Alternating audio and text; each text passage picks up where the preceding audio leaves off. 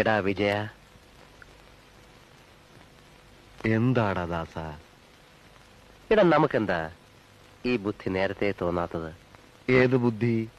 അല്ല, കണ്ടവന്റെ ഇടിയും തൊഴിയും വാങ്ങി നക്കാപ്പിച്ച ശമ്പളത്തിന് ജോലി ചെയ്യുന്നതിന് പകരം ഇതുപോലെ സ്വയം ബിസിനസ് ചെയ്യാനുള്ള ബുദ്ധി. ദാസ, ഓരോന്നിനും അതിൻ്റെതായ സമയമുണ്ട് മോനെ.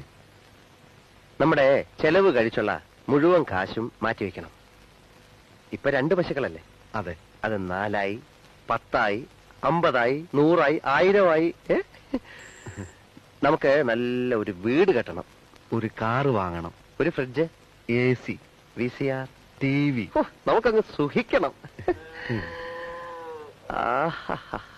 അവറ്റകളുടെ കരച്ചിലേക്കാൻ തന്നെ എന്തൊരു സുഖം, എന്തൊരു സംഗീതാത്മകം. ഐശ്വര്യത്തിന്റെ സൈറം മുഴങ്ങുന്നത് പോലെ ഉണ്ടല്ലേ? ഈശ്വര രക്ഷിക്കണേ.